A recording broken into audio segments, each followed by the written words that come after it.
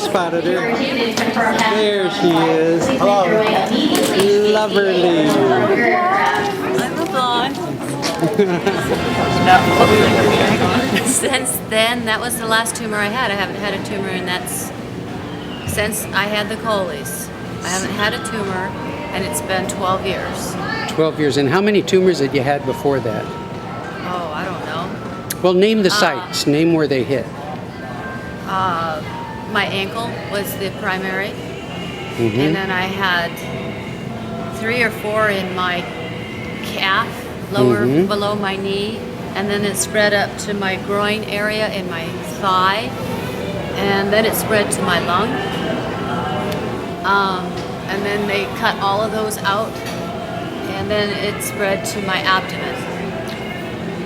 And then the abdomen is when I got the colies treatment, and that's been my last tumor. Wow. Doing great. You sure are. You sure are. What would you change about U.S. medicine? I mean, you've been through this. You had to do something quite extraordinary to get your treatment. When I made the decision to go with Gerson, which led me to colies, it was very hard because everybody was, not everybody, my family was with me, but everyone else was against me because it was illegal.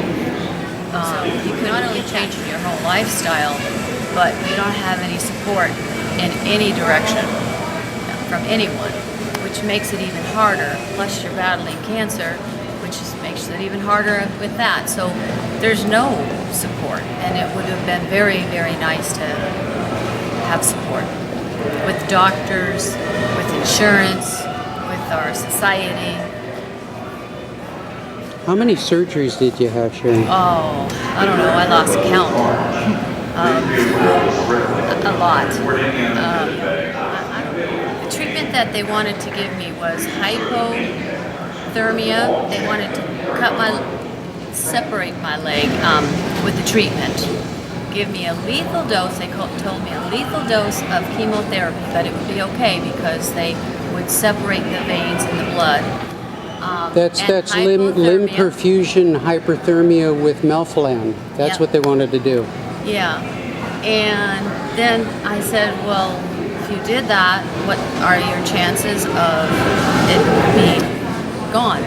And he told me that he couldn't give me any better prognosis, that he couldn't tell me anything more, that it would make me better, and that I had somewhere like a 20 or 30% chance that I would lose my limb, I'd lose my leg. And I thought to myself, what kind of treatment is that? So I made the decision to do only things that would be healthy for me. So Gerson was absolutely healthy for me, made me unbelievably healthy. And then the colies was really, really hard, painful, but I knew it was my immune system fighting me and doing me good. So I wouldn't have done anything different. I wish it would have been easier for me to do that and not be going against the grain, and insurance doesn't pay for it, which is ridiculous. I mean, they'll pay for all these extremely expensive therapies that don't work, and then here's this one that is not nearly as expensive, and it worked. So I don't understand that at all. I don't know where these brilliant minds are, and they can't see those things, but that's how I feel about it. That's lovely. A lot of people don't believe me. Let's just say that. There are people who have, some people like my friends, when we have friends that have cancer, there's a lot of people who end up with cancer. They don't believe me. They don't, it's because if they go to their doctor's not going to tell them this. And if they were to believe me, they would be up against the same thing I was. They'd be going against their doctor. They'd be going against society. And that's very scary for them when they're faced with something.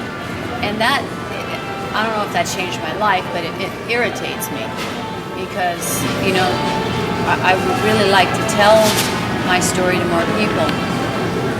it's frustrating when they don't believe me. But her story is true. She really did have a thoracotomy with wedge resection for a left upper lobe lung melanoma metastasis. She really did have a laparotomy with a sigmoid colon resection for a later metastatic melanoma recurrence in the abdomen. Her last surgery was the resection of a small bowel stricture and takedown of her colostomy. Melanoma struck her at age 28, and by the time she was 36, she'd had 9 surgeries. I know what saved my life. The Gerson and then the Coleys. Gerson got a good handle on it, and Coleys put a stop to it. So it did save my life, and I'm very grateful for that. And if someone in my own family got cancer, I would know where they would be going. You know, I wouldn't give them the benefit of the doubt to even go to a doctor. No, forget it. It should be in the U.S., shouldn't it? It should absolutely should be in be the in the U.S. US. It should be covered by insurance. It should be covered by insurance, and it should be a viable option for people who don't want to do chemotherapy, and especially like melanoma. Chemotherapy doesn't work. The doctors know it. I mean, it's in the literature. It doesn't work. So what do they have? The interleukin and all of that, which doesn't work either. There's nothing that works for melanoma patients who are except the early detection. If it's in the late stages, nothing works. So the Coleys worked for me. I was there.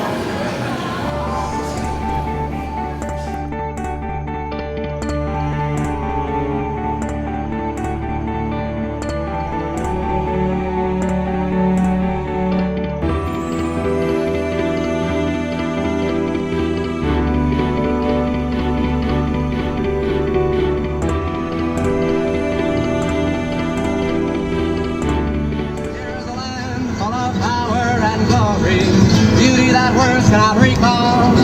All her power shall rest on the strength of her freedom. Glory shall rest on us all.